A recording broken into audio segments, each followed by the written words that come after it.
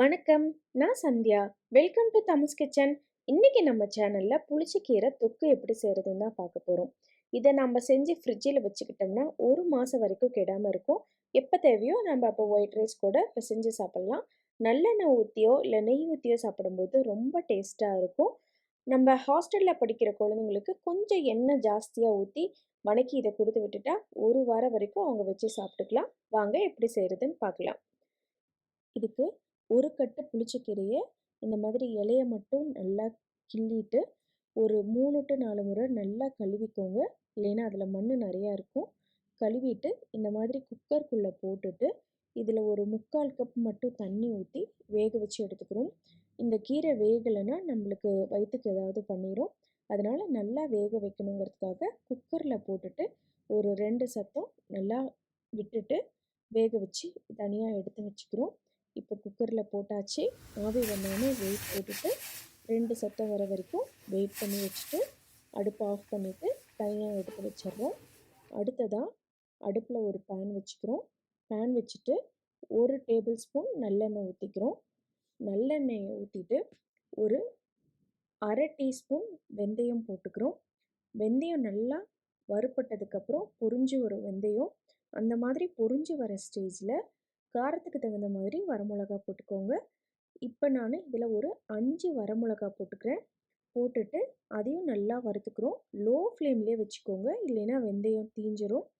அடுத்ததாக ஒரு கை சின்ன வெங்காயத்தை நல்லா தோல் உரிச்சிட்டு அதையும் போட்டுட்டு வணக்கிக்கிறோம். வெங்காயம் நல்லா வணங்கினதுக்கப்புறம் ஒரு 2 மீடியம் சைஸ் தக்காளியை இந்த மாதிரி 4 நாளாக கட் பண்ணி வச்சுருக்கோம். அதையும் போட்டுட்டு நல்லா வணக்கிக்கிறோம். தக்காளி ஓரளவு வணங்கினதுக்கப்புறமா இதில் இப்போ நம்ம இந்த புளிச்சக்கீரைக்கு தேவையான அளவு உப்பு போட்டுக்கிறோம். உப்பு போட்டுட்டு நல்லா மிக்ஸ் பண்ணி விட்டுட்டு இதை அப்படியே ஒரு 5 நிமிஷத்துக்கு லோ ஃப்ளேமில் இந்த தக்காளி நல்லா சாஃப்டாக ஆகிற வரைக்கும் வேக வைக்க போகிறோம். ஒரு 5 நிமிஷத்துக்கு அப்புறம் பாருங்கள், நல்லா சாஃப்டாக வந்திருக்கு. இதை மறுபடியும் இந்த மாதிரி மிக்ஸ் பண்ணி விட்டுட்டு மறுபடியும் ஒரு 5 நிமிஷத்துக்கு இதை வேக வைக்கிறோம். அதுக்குள்ளே நம்ம வேக வச்சு வச்சுருக்கோம் இல்லைங்களா புளிச்சக்கீரை, அதை இந்த மாதிரி குக்கரில் இருந்து தண்ணியை இருத்து தனியாக எடுத்துட்டு இந்த கீரையில் இருக்க எல்லா தண்ணியும் இந்த மாதிரி நல்லா புழிஞ்சு எடுத்துக்கிறோம். கீரையில் தண்ணி இருந்துச்சுன்னா நம்மளுக்கு ஒரு மாதிரி டேஸ்ட் இருக்காது. அதனால் எல்லா தண்ணியும் புழிஞ்சு எடுத்துக்கிறோம்.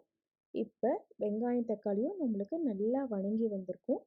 மறுபடியும் ஒரு 5 நிமிஷம் வணக்கி விட்டனால இப்போ இந்த ஸ்டேஜில் நம்ம எடுத்து வச்சுருக்கோம் இல்லைங்களா கீரை, அதையும் போட்டுக்கிறோம்.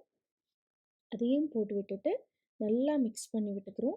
இப்போ இந்த வெங்காயம் தக்காளி கீரை எல்லாமே நல்லா மிக்ஸ் ஆகிற வரைக்கும் வணக்கி விட்டுக்கிறோம். வணக்கி விட்டுட்டு இதை அப்படியே தனியாக எடுத்து ஆற வச்சுக்கிறோம். சப்போஸ் நம்ம மத்தில் கடையிற மாதிரி இருந்தால் இதை அப்படியே சூட்டோடு கடையும் போது ரொம்ப டேஸ்ட்டாக இருக்கும். பட் இப்போ மத்தில் கடைய முடியாதனால நம்ம இதை அப்படியே ஆற வச்சு மிக்சியில் நம்ம அதை அரைச்சிக்க போகிறோம். அதுக்குள்ளே அடுப்பில் இன்னொரு பேன் வச்சுட்டு ஒரு டேபிள் ஸ்பூன் நல்லெண்ணெய் ஊற்றிட்டு கடுகு போட்டு பொரிஞ்ச கடலப்பருப்பு போட்டுட்டு கடலப்பருப்பு நல்லா செவந்ததுக்கப்புறம் ஒரு 10 சின்ன வெங்காயத்தை இந்த மாதிரி பொடி பொடியாக கட் பண்ணி போட்டுக்கிறோம்.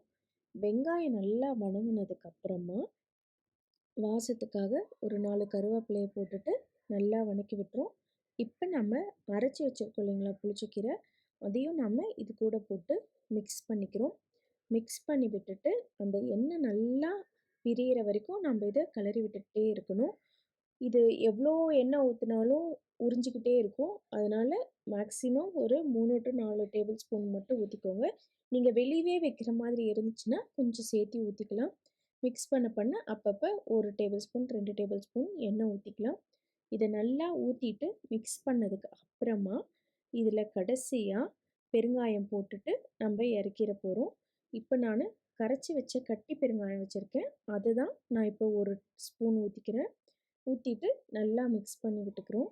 மிக்ஸ் பண்ணி விட்டுட்டு அவ்வளோதான், இறக்கி விட்டுறலாம்.